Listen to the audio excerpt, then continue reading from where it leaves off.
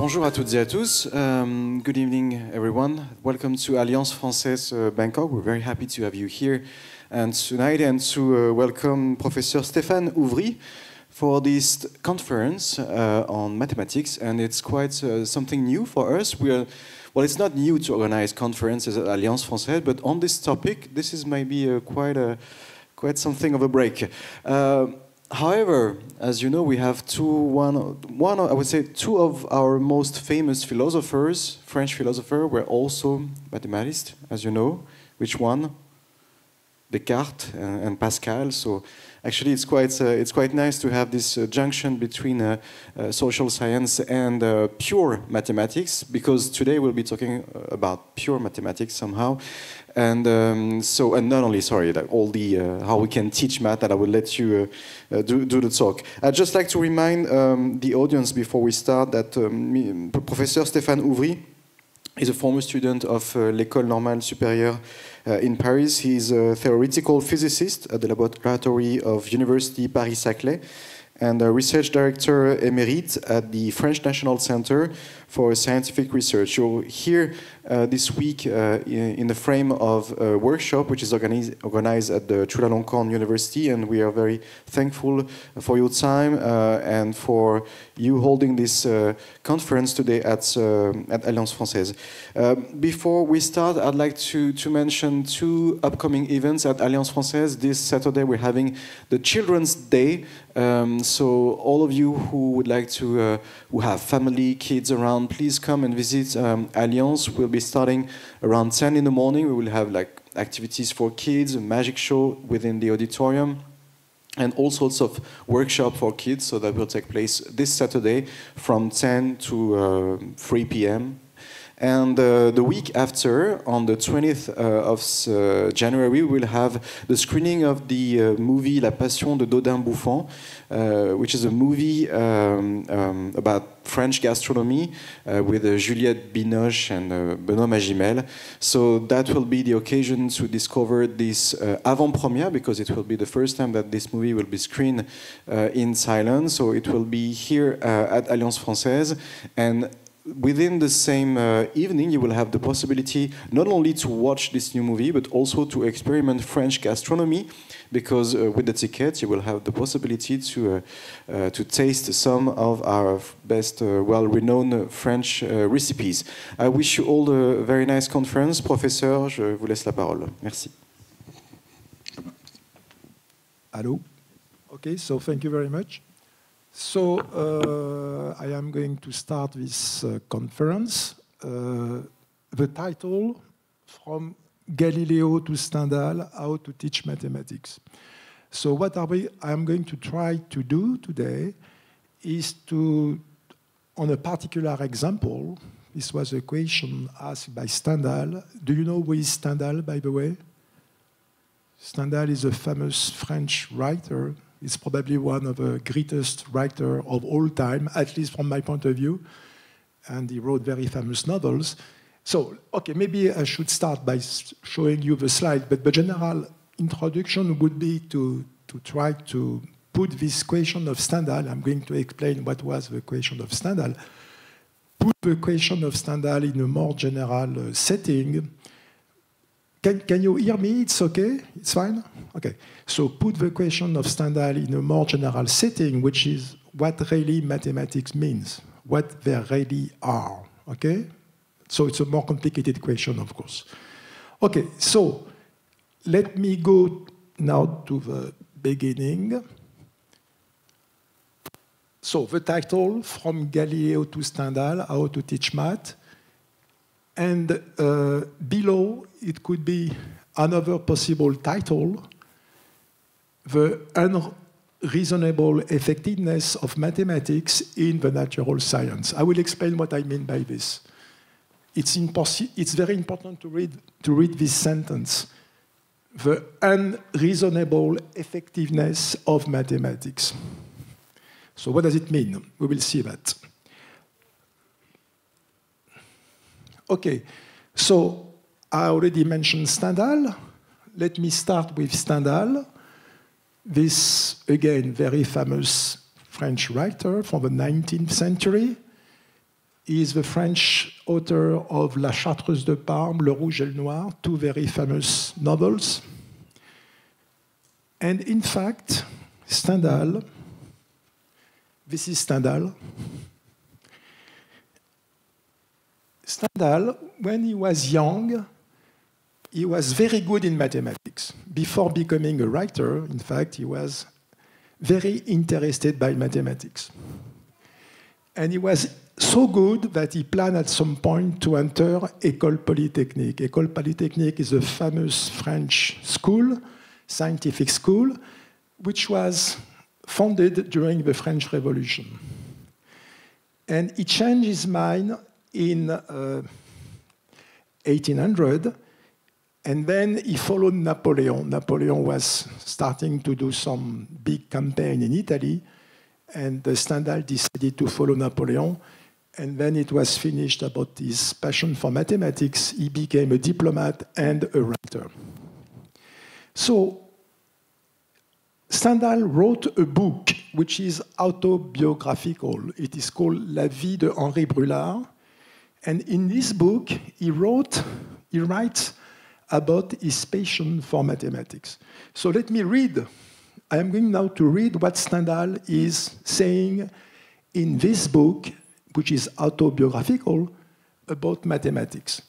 I loved and I still love mathematics for its own sake, as not tolerating hypocrisy and vagueness, my two utmost aberrant beasts.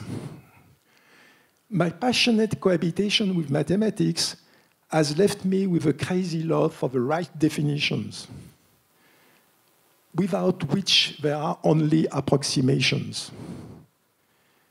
What was my dismay when I realized nobody could explain to me how it happens that minus multiplied by minus give plus. Okay, so this is the equation which is at the bottom. Minus times minus equal plus. So Stendhal was asking the question, why minus times minus equal plus? And he was adding, this is one of the fundamental bases of the science we call algebra. Worse than not being explained, this difficulty, which no doubt is explainable because it leads to the truth. You know, Stendhal is very faithful. It has to be like that because it is the truth. But why it is like that, I don't know. I was given explanations that were obviously unclear to those who presented them to me. And he was asking questions to his professor, and the professor was saying, but this is how it goes. Everybody agrees on this explanation. Euler and Lagrange, who apparently were as valuable as you are, did admit it. Okay, it is true because it is true, right? And then Stendhal concludes, I was reduced to what I still confide to myself today. It must be that minus times minus give plus, be true, since obviously, by repeatedly applying this rule in calculus, one reaches true and indubitable results. Okay?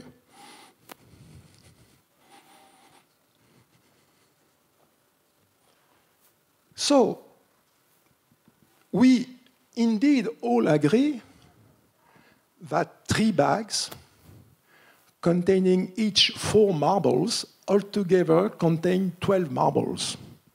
Right? 3 times 4 is equal to 12. This we can explain to Stendhal. You know, we can check it experimentally, which simply can't. It makes sense, it can be checked. So we count the marbles in the 3 bags. 3 times 4 means 4 plus 4 by 4. And we can count 4 plus 4 plus 4 is indeed equal to 12. It's obvious, it's experimental. And we can also check that 4 bags containing each 3 marbles also contain 12 marbles. So we have 3 times 4 equal 4 times 3, which is 12. Okay? This can be checked experimentally. These are experimental facts. Okay? It's a natural fact. So this is obvious.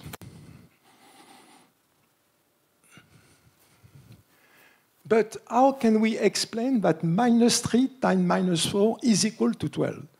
This is the equation of Stendhal, okay? We say to Stendhal that -3 bags containing each -4 marbles contain altogether 12 marbles. Said like this, it seems absurd, meaningless. We agree? And Stendhal could not understand that. And of course, everybody knows this basic algebraic rule. And still, if I were to make a poll now, I am afraid that very few of you would be able to answer Stendhal's question, to give to Stendhal a simple and convincing and clear explanation. And when you think to it, it's a bit extraordinary. A very basic and fundamental rule of algebra is not really explained, nor is it understood. It is said, it's like this, right? We agree it's like this. It has to be like this. But why is it like this? And in fact, if you think a little bit to that, you could say that Stendhal could have gone further and asked, what means -3 bags? What this minus sign stands for? What is a negative number? Okay? You could ask yourself also this question. So all this notion, minus times minus equal plus, and even what is a minus sign, they are given as obvious. They are what they are because they should be so. Okay? And this was the problem of Stendhal. There are postulates, axioms. And now you can ask yourself the question, could it be that this lack of clear and convincing explanation is related to the way we understand mathematics, about what they really mean? Okay? Stendhal asked the question, why minus times minus equal plus? Nobody can explain to him. It is presented as a postulate, an axiom, and this is related to the way maybe we understand what mathematics really are. And the way we understand what mathematics are really are, of course, impact the way we teach them. So now let me turn to famous people who made quite diverse claims about these questions. So now, let me first give you what Galileo was saying about that. Il libro della natura è scritto in lingua matematica. So you all know that Galileo Galilei was an Italian astronomer, physicist, engineer, etc., etc. He played a major role in the scientific revolution of the 17th century. He is considered as the father of observational astronomy, of modern physics, of the scientific method, and he is even considered as the father of science. And so what Galileo was saying, philosophy, so philosophy, in fact, nature, is written in that great book, whichever is before our eyes, I mean the universe, but we cannot understand it if we do not first learn the language and grasp the symbols in which it is written. The book is written in mathematical language, and the symbols are triangles, circles, and other geometrical figures, without whose help it is impossible to comprehend a single word of it, without which one wanders in vain through a dark labyrinth. Okay, so this is what Galileo tells us. Now let's turn to Wigner. Wigner was a Hungarian-American theoretical physicist and a mathematician. He got the Nobel Prize in 1963 for his contribution to the theory of the atomic nucleus and the elementary particles. So look to what Wigner tells us now. The miracle of the appropriateness of the language of mathematics for the formulation of the laws of physics is a wonderful gift which we never understand nor deserve. We should be grateful for it and hope that it will remain valid in future research and that it will extend, for better or for worse, to our pleasure, even through perhaps also to our bafflement, to wide branches of learning. Okay, so this is what Wigner says about mathematics. And now, here is a third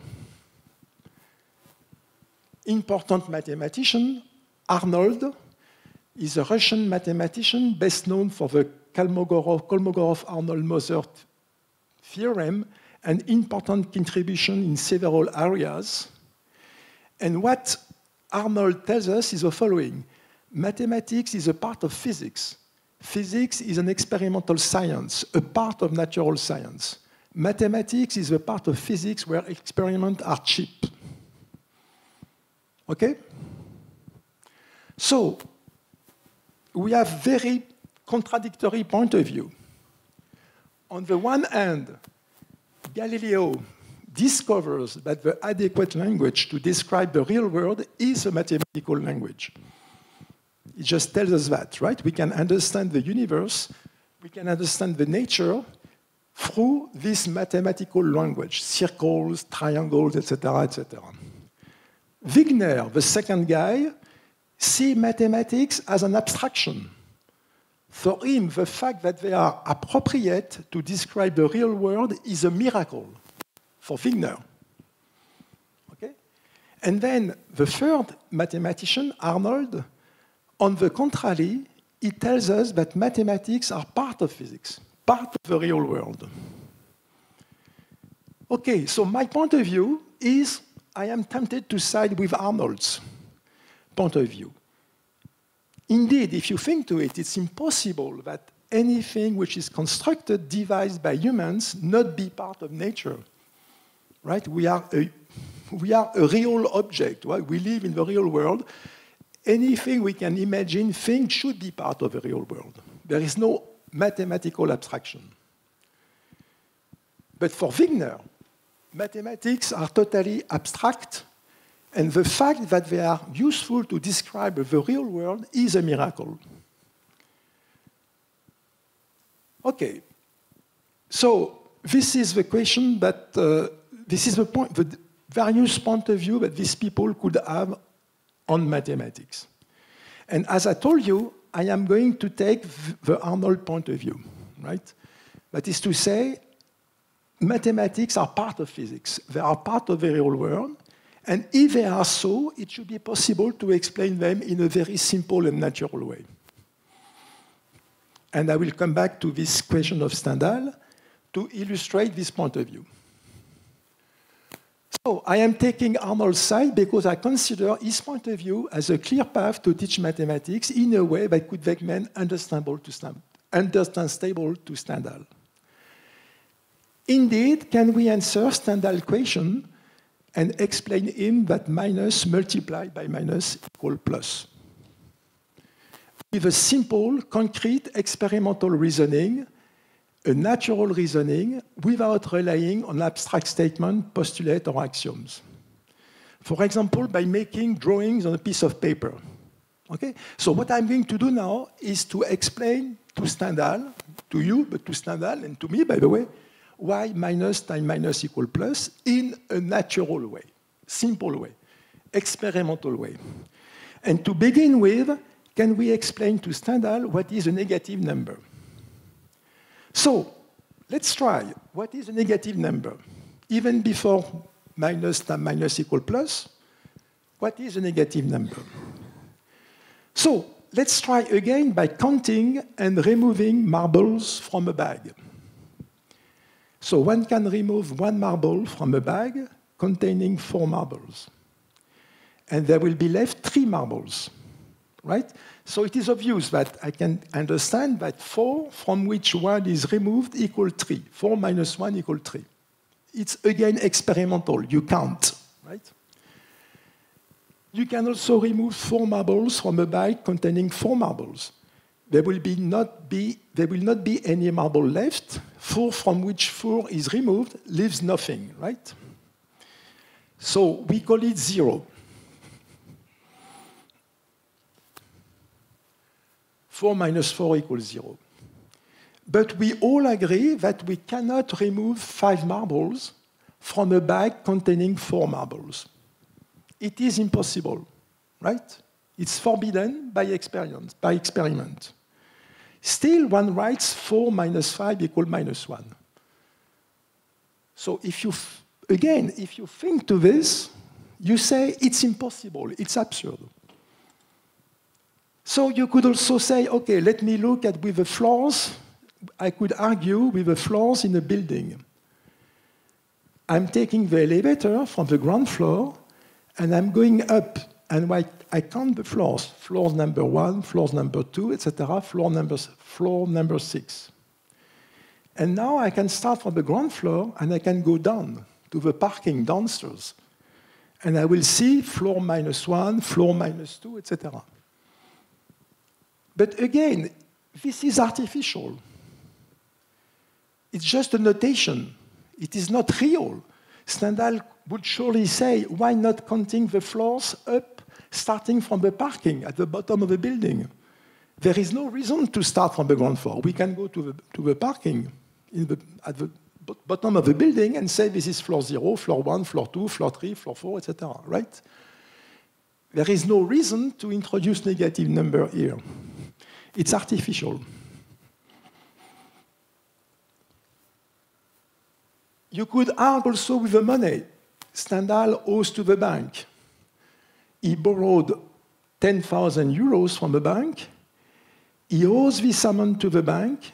His account is negative, minus 10,000 euros. Again, this is artificial. Stendhal received 10,000 euros from the bank. He must return 10,000 euros. All these numbers are positive. There is nothing negative here. Okay, you can say, okay, his account is minus 10,000, but this is artificial. It's not real. You could also try to define the negative numbers looking at the positive numbers reflected in a mirror. So I could do that, for example. So here I have a positive number, 1, 2, 3, 4, 5, 6. This part we understand. We have the negative number, minus 1, minus 2, minus 3, minus 4, minus 5, minus 6. Okay, we can understand the negative numbers in that way. We look in the mirror. This is a mirror in the middle, and we go on the right side, we have a positive number. On the left side, we have a negative number, which are in the mirror of a positive number, right? But again, this is not very convincing, because you will know that 2 times 3 is equal to 6, right? So if I look in the mirror, minus 2 times minus 3 should be minus 6. But no, minus 2 times minus 3 is not minus 6, it's plus 6. So this mirror argument is not true, it doesn't work.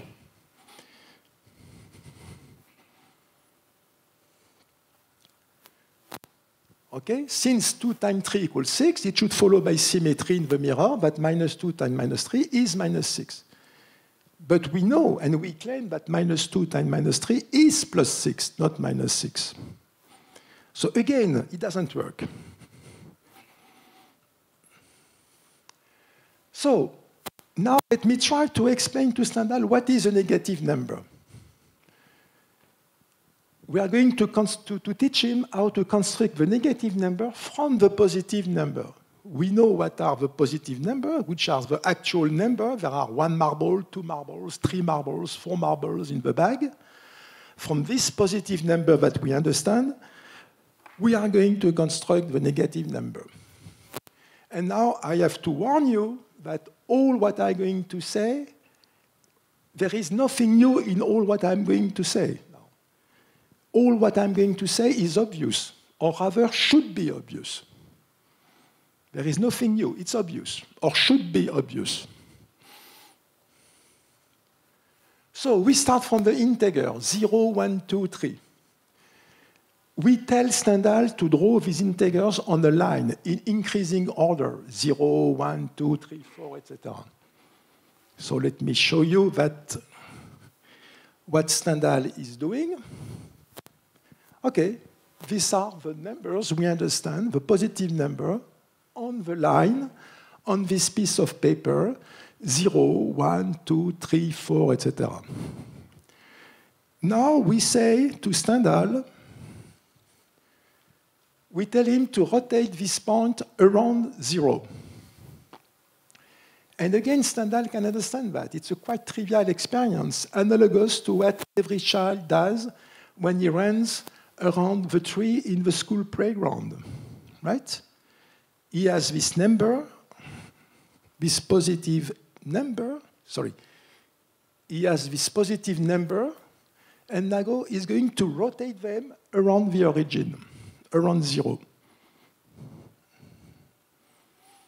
Okay?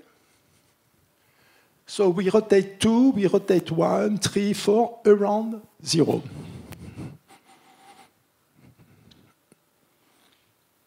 After a half turn, we started from the positive integer, we go in the plane, we rotate around the 0, we reach point now on the other side of this line. What are these points? We tell him that these points that he has reached are the negative numbers. So a negative number is a positive number, and I have done a rotation around the origin. And we tell him to denote, it's a notation, to denote these new points as -1, -2, -3, -4. Okay?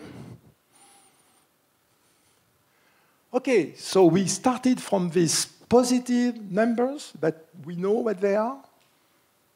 We can count marbles in a bag. There are 3 marbles, 4 marbles. This we understand, we know. It is experimental, it is natural. We are in the plane. We rotate this point around. We get these negative points, these negative numbers. And we call them -1, -2, -3, -4. So this we understand, okay? So Stendhal understands that -1 is 1 followed by a half turn. -2 is 2 followed by a half turn, etc., etc. And he has this ordering, right? He sees that -3, -4 is smaller than -3, smaller than -2. It is visible.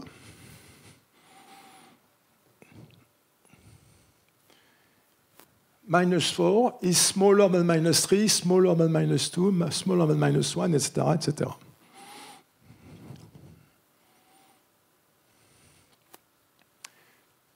So now, we tell him that -3 times -4, remember the equation of Stendhal, what is minus times minus? So we tell him that -3 times -4, what it is? It is 3 followed by a half turn, multiplied by 4 followed by a half turn. By definition, right? -3 is 3 followed by a half turn, -4 is 4 followed by a half turn. So 3 followed by a half turn times 4 followed by a half turn, which is 3 times 4 followed by a half turn followed by a half turn. And so we say that 3 times 4 is 12. We have a half turn, we have to do a full turn. Right? A half turn plus a half turn is a full turn. So this Stendhal can understand. -3, I repeat again, -3 times -4, 3 followed by a half turn, multiplied by 4 followed by a half turn, which is 3 times 4, followed by a half turn, followed by a half turn, which is 12, 3 times 4 is 12, followed by a full turn, because a half turn plus a half turn is a full turn. We agree on that point? Is it convincing? I think it's more or less convincing. More or less. Huh? It's still a bit an act of faith, I have to admit it. But I think that Stendhal can understand that. Well, if I were Stendhal, I would say, okay, I more or less agree. So again, -3 times -4 is 12, half turn, it's a full turn. And what is 12 followed by a full turn? If I do a full turn, I come back to 12, right? 12 followed by a full turn is again 12. So clearly, minus 3 times minus 4 equals 12. Minus times minus is plus. We can understand that in that way.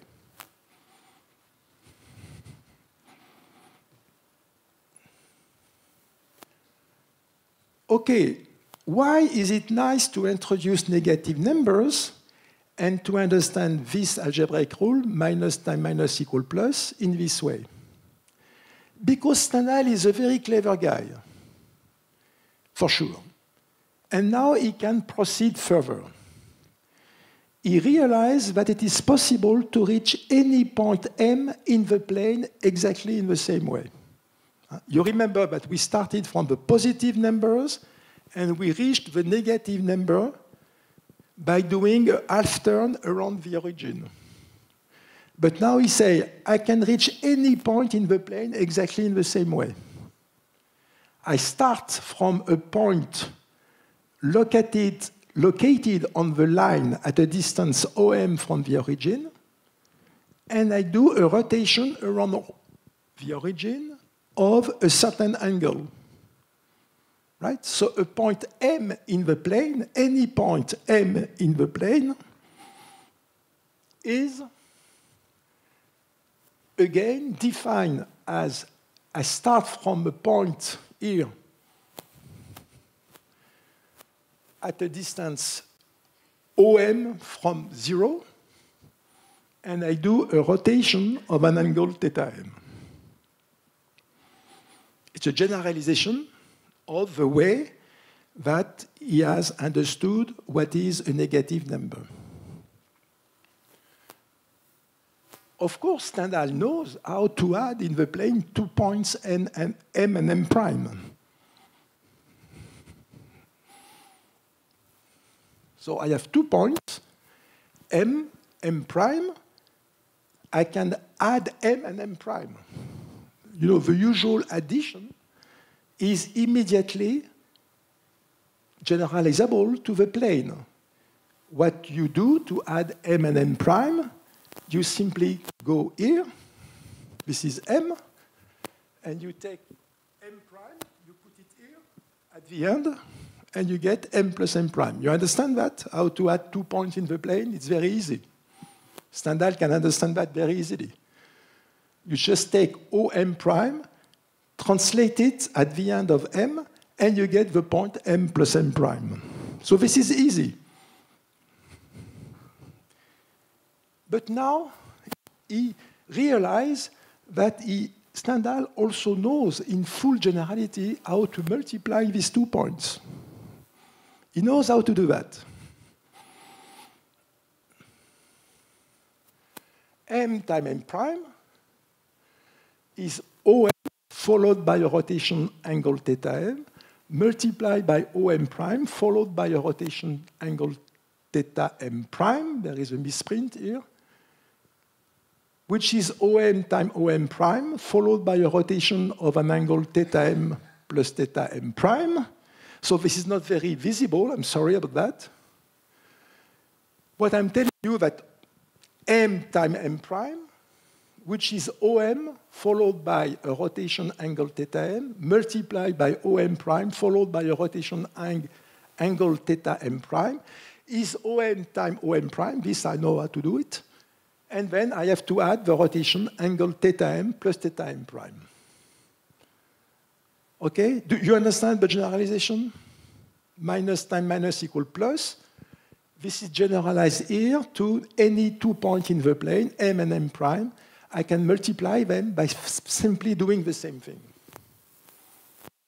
It's not very visible. I'm sorry. There are some misprint here. Do you understand what I'm saying now? Right? M times M prime. I am going to multiply OM prime. This I know to do. And then I will do the rotation theta m plus theta m prime. Okay, so while trying to understand what the negative numbers are and the algebraic rule minus times minus equals plus, Stendhal has also found a way to reach all the points in the plane, and even better, the commutative multiplication rule, which allows for multiplication of these points. So not only that, doing so, he has also got for free the so-called complex or imaginary or impossible numbers. So now what I'm telling you, I have still 10 minutes probably. So what I am telling you is that what we have done here, trying to explain in a convincing way to Stendhal why minus times minus equal plus, and then generalizing to the multiplication of any 2 points m and m prime in the plane, what we have reached with Stendhal is the notion of complex number, imaginary numbers. So let me explain this to you. So there is this Italian mathematician, Gerolamo Cardano. He was an Italian mathematician, physician, biologist, physicist, well known for his achievements in algebra. He made the first systematic use of negative numbers in Europe and acknowledged the existence of imaginary numbers which were to become the complex numbers in the 19th century. So Cardano is the real first mathematician to understand this notion of imaginary numbers. And then Leonhard Euler, a Swiss mathematician, physicist, astronomer, logician, engineer, who made important discoveries in many branches of mathematics. He also introduced much of the modern mathematical terminology and notation, particularly for mathematical analysis, such as the notion of a mathematical function. So let's concentrate on Euler. This is Euler.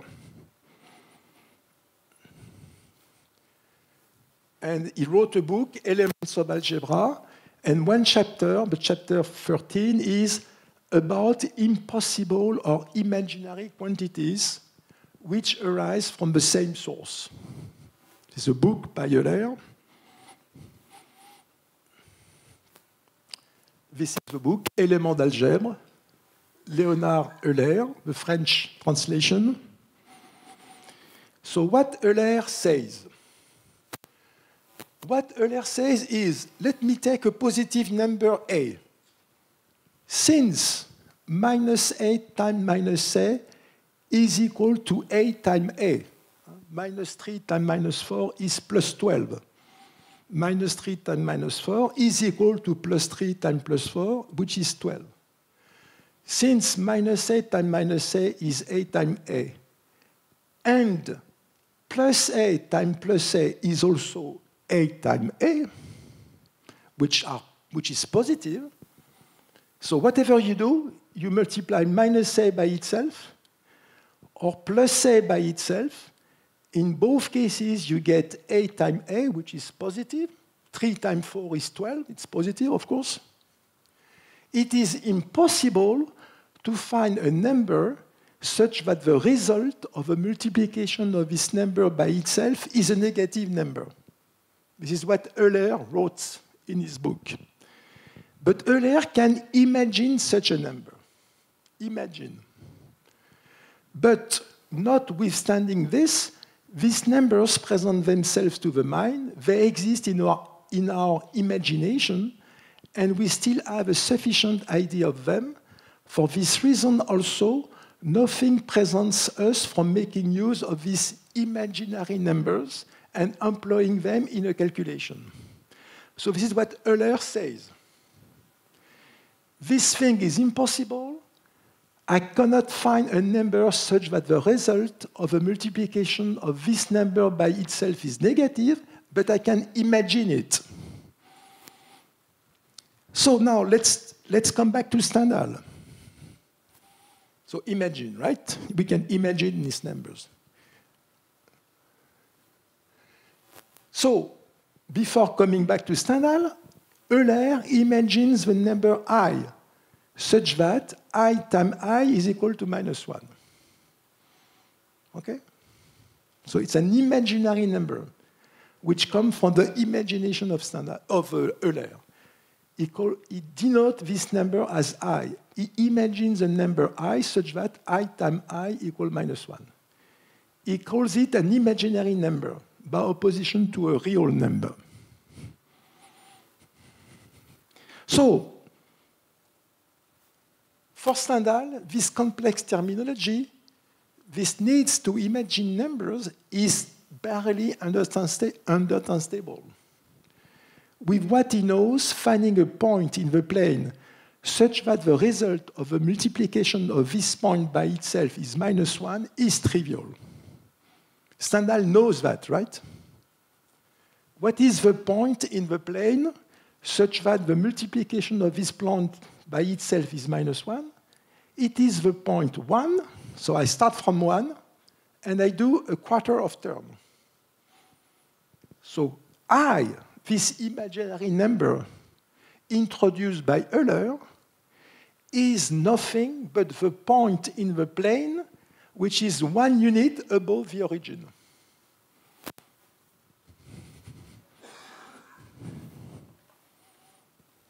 Okay? This is the point, this is I. I is here. I start from here, I do a quarter of term. And it is obvious that if I use the multiplication rule that Stendhal now understands, I times I is -1, right? Because I apply the rule. I, what is I? It's 1 followed by a quarter term. So I have to compute 1 times 1, which is 1, followed by a quarter term, followed by a quarter term, which is -1. You see the point? The imaginary number, the complex number, are no imaginary. They are no complex. They are the most simple thing in the world, right? It is the point above the origin that you obtain by starting from the 1 and doing a quarter of term. Okay? So, for Stendhal, there are no imaginary numbers, no impossible numbers, no complex numbers, no complex plane. This does not exist. For him, the imaginary number I is simply the point 1 followed by a quarter term. There are only points in the plane that he knows how to multiply with his multiplication rule. And all the theory of complex numbers is contained in this multiplication rule. Okay? So this is what I wanted to tell you. How much time do I have? Where is the organizer? Combien? 15? Okay. So what I'm claiming from this experiment, right? Stendhal equation, minus times minus equal plus. Why is it so? We start from the positive number. We define the negative number by the positive number followed by a rotation. And when we say to multiply these negative numbers, we do the usual multiplication and we add the rotation. This is the complex multiplication, right, in the complex plane. Any good mathematics teaching book should always start by introducing the so-called complex numbers as Stendhal discovered them, by trying to understand what the minus sign and the algebraic rule minus times minus equal plus really mean. Okay?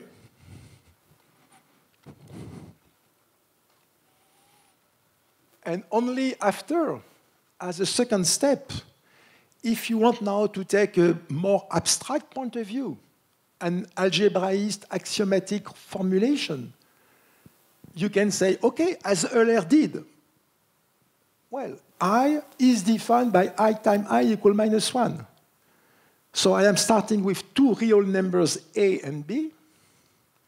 We can introduce the complex number Z, which is A plus IB. And we can say now that the real part of Z, this complex number, is A. Its imaginary part is I times B. And we arrive to the complex plane. This is totally abstract, algebraist point of view. We arrive to the complex plane with the multiplication Z times Z prime, which is A plus IB multiplied by A prime plus IB prime. So I just expand this multiplication, right? So I multiply A times A prime plus IB times A prime plus A times IB prime plus IB times IB prime. I use the rule that I square is -1. So I get A times A prime minus B times B prime plus I, A B prime plus B A prime. Okay? This is the multiplication rule in the complex plane. And I'm done with a complex number. So I can define the complex number in this way. But I have always to keep in mind that the so-called complex plane is nothing else but the usual plane, where A and B are nothing but the Cartesian coordinates of the point M. I'm coming back to my point M, M prime in the plane, right? The usual plane. So what I mean is this. I can say this is the complex plane. I have a complex number Z, A plus IB, where A and B are two real numbers on this real axis, and on this imaginary axis, I can take this point of view, but this is nothing but the usual plane. There is no complex plane. This is the usual plane, right? Where M is a point in this plane with coordinate A and B. X is the horizontal axis, Y is the vertical axis.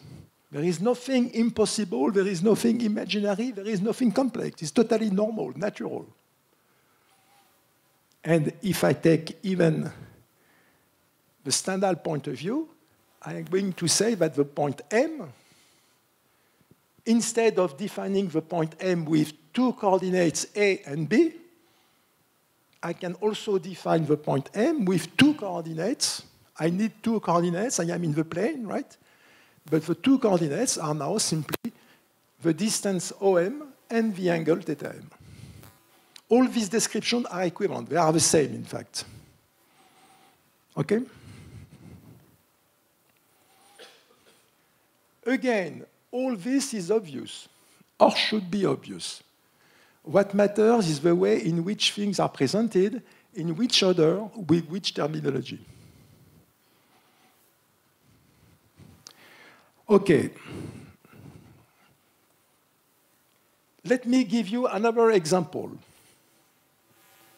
The Pythagoras theorem, le théorème de Pythagore, which tells you that in a rectangular triangle, so again, it's not very clear, A times A plus B times B is equal to C times C. So you are going to ask me, what is A, what is B, what is C?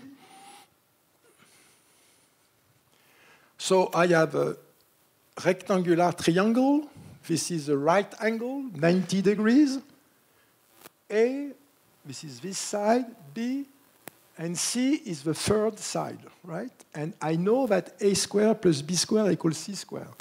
This is one of the most important theorems in mathematics, right? Why it is important? Because with this, we can introduce the notion of distance between 2 points. And if you introduce the notion of distance between points, you can do geometry, gravitation, etc., etc. So it's very important. The notion of distance is very important. The Pythagorean theorem tells you how to define the distance between 2 points. Because in this rectangular triangle, if A is this side, B is this side, and C the third side, there is a relation A squared plus B squared equals C squared. This is obvious. This is an obvious theorem, but generally it is not explained. Do you know why A squared plus B squared equals C squared?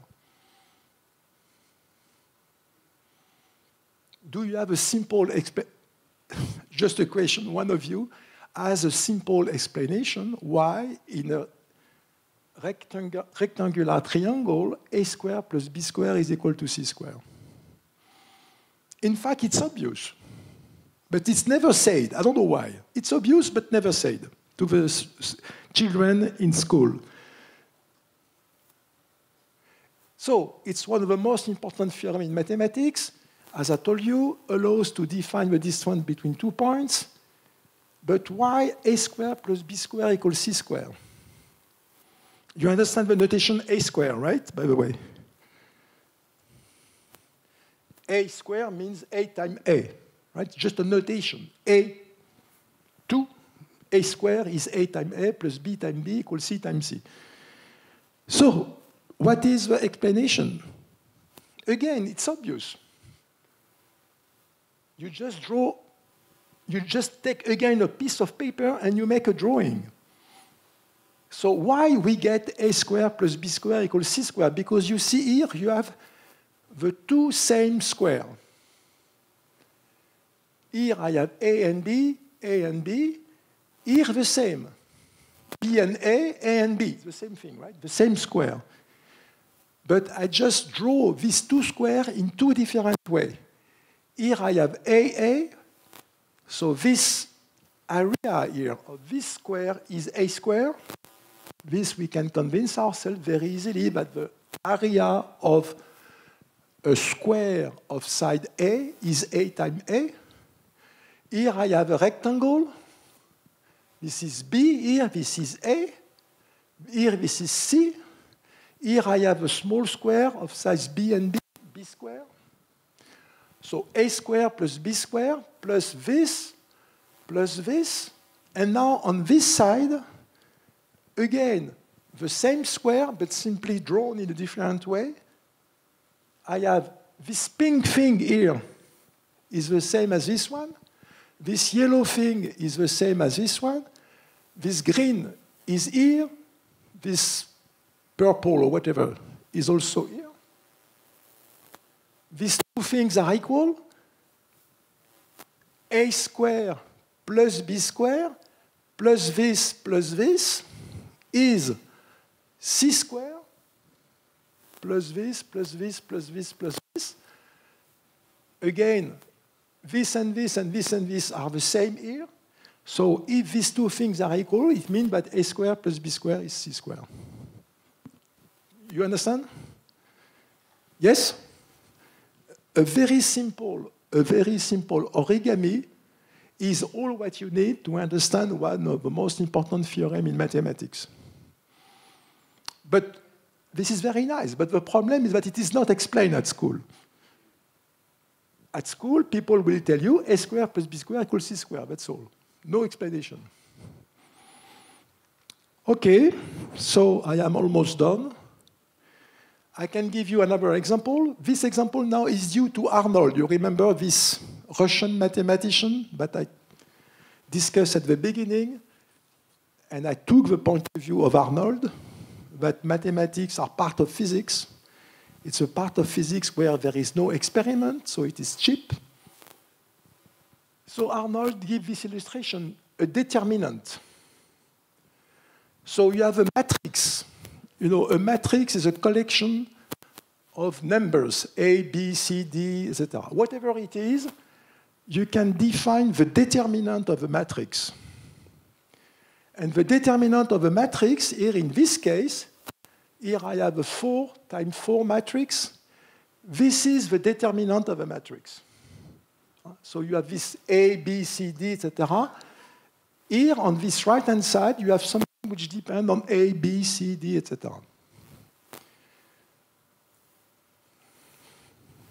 So, as for the multiplication of complex number, the expression of a determinant is obtained by using some precise algebraic rule. But what Arnold is complaining about is that this thing has no explanation. Why a determinant is this, and why does it count? Is it something which is real, which exists in the real world? And what Arnold says is the following. So it becomes a little bit more technical. What Arnold says is the following. I shall open a few more secrets. In the interest of poor students, the determinant of a matrix is an oriented volume of a parallelepiped whose edges are its columns. So I'm going to explain this. It's a bit complicated as it is formulated. I will give you an example. If the students are told this secret, which is carefully hidden in the purified algebraic education, then the whole theory of determinants becomes a clear chapter of the theory of polylinear forms. If determinants are defined otherwise, then any sensible person is thinking to Stendhal, any sensible person will forever hate all the determinants. You know, Arnold had a very funny way to write about mathematics. So he says here, if determinants are defined otherwise, then any sensible person will forever hate all the determinants. Jacobians and the implicit function theorem. Okay, whatever. So what Arnold tells us is that determinants are totally natural objects. We can understand them naturally. And what they are, so let me take a simple example. This is a 2 times 2 matrix, A, B, C, D. The determinant is AD minus BC. What counts AD minus BC? What it is? AD minus BC is the oriented area of the parallelepiped, which is in that case a losange, constructed in the plane with the point M and N. So you see the point M. Again, we are in the plane. I have a point M of coordinate AB, a point N of coordinate CD. The determinant of this matrix, 2 by 2 matrix, which is AD minus BC, what it is the area of the losange constructed in the plane with the point M and N.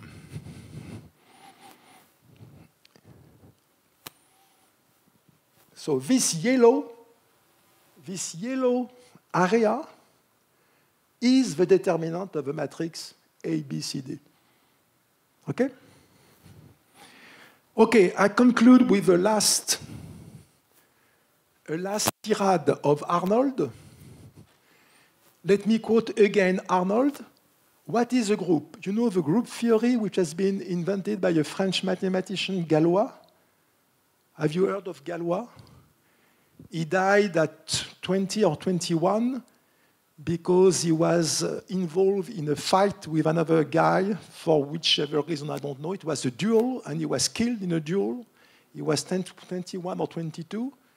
And before dying, the night before he died, he wrote a treatise of mathematics and he introduced the notion of group theory. So let me come back to Arnold. What is a group? Algebraists teach that this is supposedly a set with 2 operations that satisfy a load of easily forgettable actions. The definition provokes a natural protest. Why would any sensible person need such a pair of operations? Oh, curse this maths. Concludes the students who will possibly become the Minister of Science in the future. So Arnold is very concerned. He said that mathematics should be clear and easy for everybody. And group theory also, by the way. We get a totally different situation if we start off not with a group, but with a concept of a transformation, which is a one-to-one mapping of a set into itself, as it was historically introduced by Galois and other people. A collection of transformation of a set is called a group if, along with any 2 transformations, it contains the results of a consecutive application and an inverse transformation along with every transformation. What does it mean? I have 2 elements of a group, G and G prime. I compose G with G prime. G composed with G prime is G prime prime, which is an element of a group. It's like the multiplication rule. There is a multiplication rule which multiplies elements of a group, and you get something which is in the group. And second thing, at each element of the group, there is an inverse. So if I have G, I have also the inverse of G, such that G composed with the inverse of G is the identity operation. This is the definition of a group. Okay? So what Arnold says is that we should come back to this definition and not use this complicated axiomatized presentation.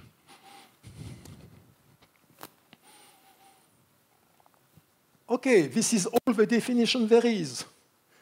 The so-called actions are just, in fact, obvious properties of groups of transformation. what the axiomatizers call abstract groups are just groups of transformation of various sets considered up to isomorphism. Okay, and as Cayley proved, there are no more abstract groups in the world. And Arnold concludes, so why do algebraists keep on tormenting students with the abstract definition? I'm coming back to Stendhal. Why nobody was able to explain to Stendhal why minus times minus equal plus? Okay? Why do algebraists keep on tormenting students with the abstract definition? Okay. So I finish by showing a picture of Arnold. This is Arnold, this Russian mathematician, and I stop now. Thank you.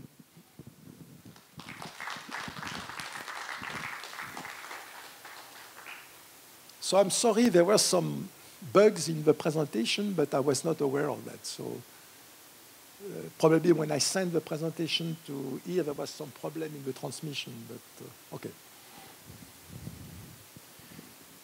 Apologies for the bugs. So if you have questions.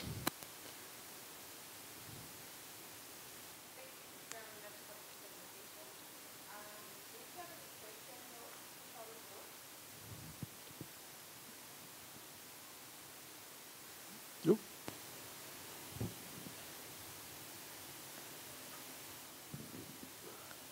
Okay. Yes.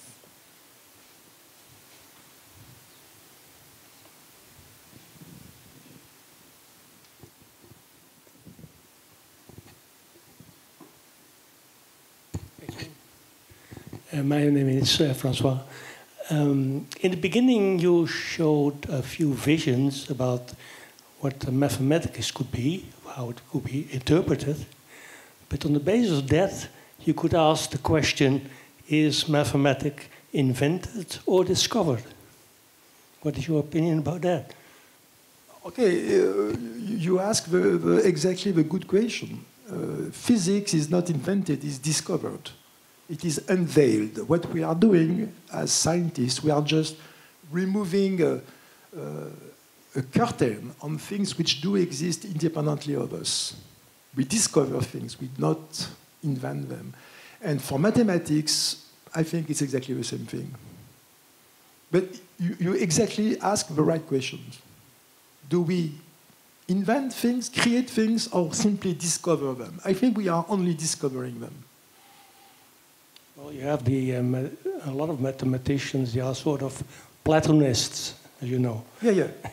So, of course, mathematicians would not agree with that, most of them. But Arnold, this guy, is a very famous mathematician, right? One of the best mathematicians of the 20th century. And he was saying exactly this. So if I come back to, again, what Arnold was saying, let me come back to the beginning.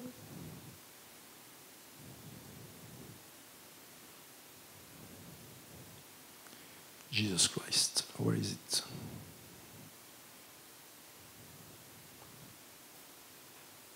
Mathematics is a part of physics. Physics is an experimental science, a part of natural science. Mathematics is a part of physics where experiments are cheap. There are no experiments. Arnold is exactly saying that. We don't invent anything. We don't create anything. Things are there. We just see them. Try to see them. Try to uncover them. So here is a famous mathematician who is going to disagree, probably.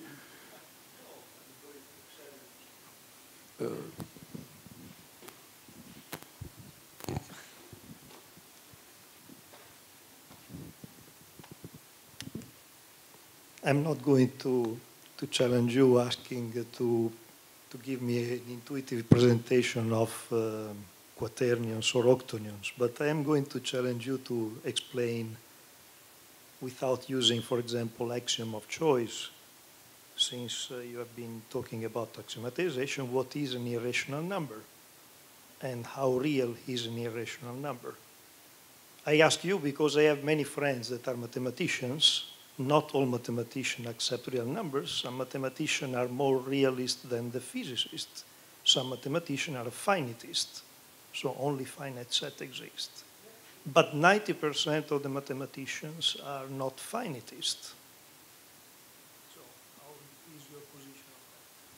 So indeed, it's a very good question, and it comes back to this Pythagorean theorem, by the way, right? Because so if I go back to le théorème de Pythagore, so where is this theorem? Somewhere here.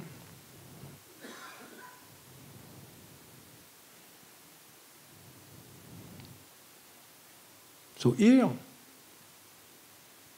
indeed, a squared plus b squared is c squared, right? A times a plus b times b equals c times c. But can I get c from knowing a and b? Not really, in fact. That's what you say, right? Because to find c knowing a and b, I have to take what we call the square root. C is square root of a squared plus b squared. And this is not necessarily a rational number. A rational number being defined as the ratio of two integers. Right? So a rational number, we understand rational number from usual integers, but irrational number are not in this category. And here it's an example. C is indeed square root of a squared plus b squared, and it's most of the time irrational. But still, I can draw this rectangle, right? This triangle, this rectangular triangle. So C does exist. Even though I don't know it explicitly and exactly, it does exist. So this is the answer to your question. C is there under your eyes, right? You know, you could ask the same question on pi. What is pi? It's the same thing. I just draw a circle, pi. I just draw a circle, and I want to take the ratio of the length of the circle divided by the radius. I get a number that I don't know. Nobody knows what is pi. Nobody knows, because pi has an infinite series of decimal after the 3.1416, blah, blah, blah. It's an infinite series. Nobody knows what is pi exactly. Nobody. Still, it's there, right? It's a very simple thing to draw a circle. And so, of course. Yes. No, okay, of course. I mean, again, Arnold has a very provocative point of view, right? He was very provocative by nature. At some point, he was in Hong Kong. He was doing some sabbatical in Hong Kong, and he was used to swim every day on the beach in Hong Kong. And at some point, some people told him, but you have to be very careful because there are sharks, and you might be attacked by sharks. And then he said, okay, then I will be at least famous for something. Being killed by a shark was a good point for Arnold. Okay, if you have other questions? Yes.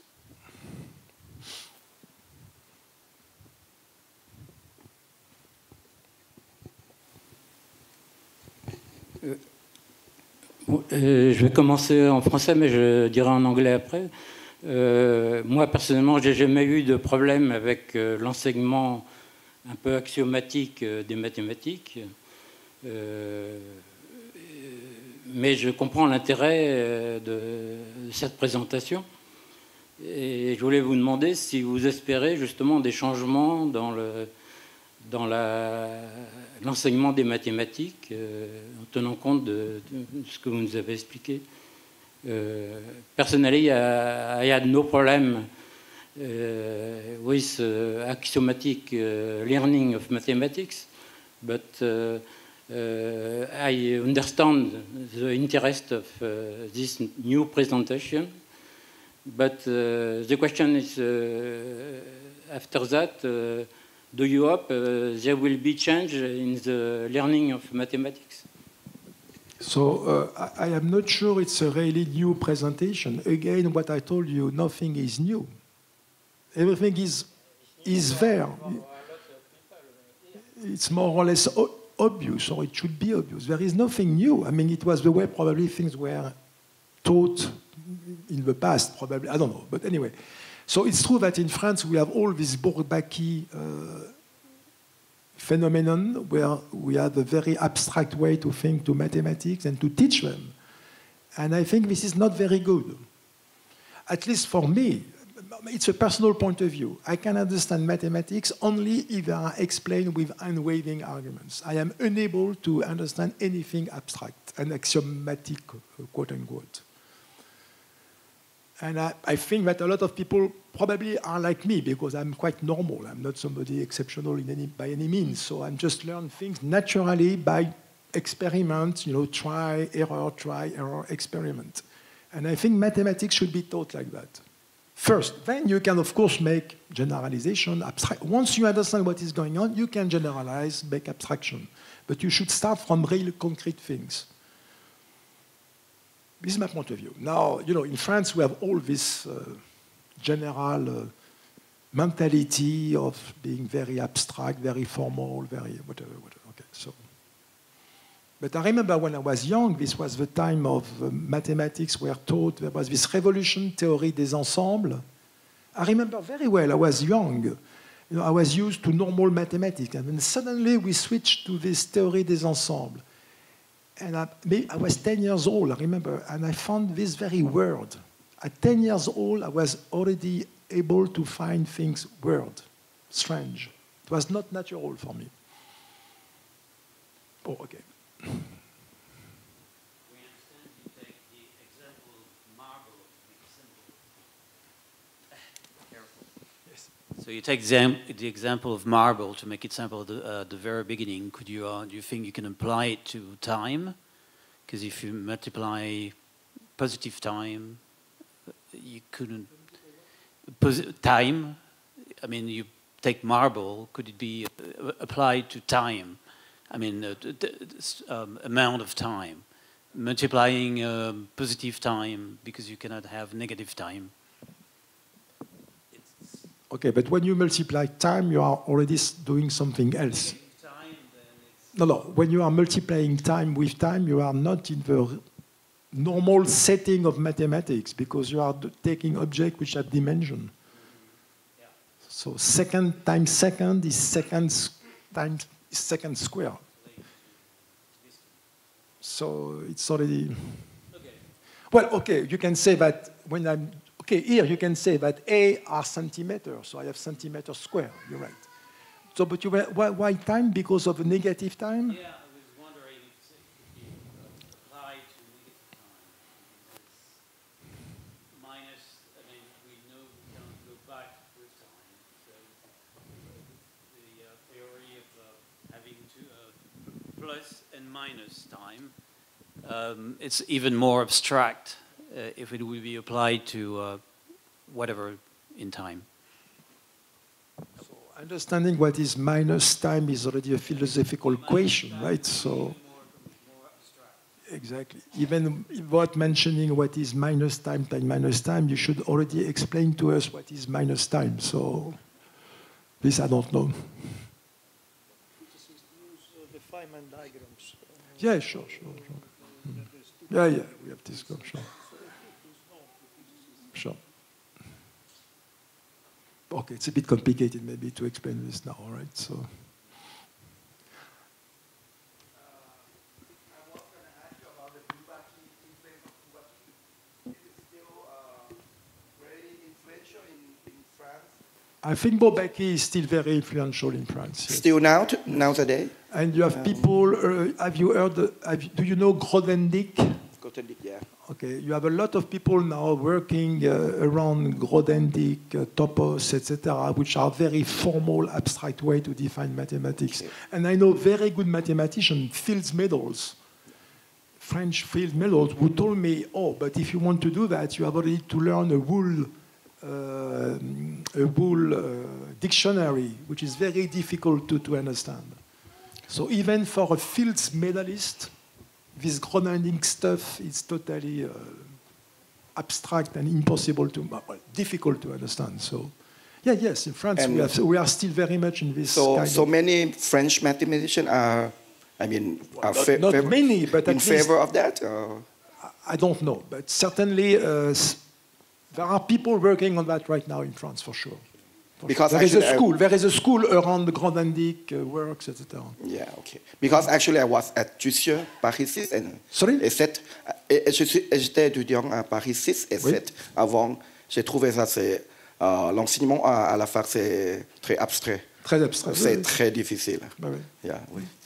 Et mais je ne sais pas, à l'école primaire et collège, c'était comment? It's not when you are in the primary school, it's not like that, of course, but still, it is still influenced by this kind of ideas, probably. I don't know. I'm not at school anymore, so I can't tell you. But, Okay, thank you. okay. Okay. Is there any more questions? No? Okay. Well, in that case, I would like to thank you very much, Mr. Stéphane Ouvry, for this presentation. Thank you for taking the time tonight.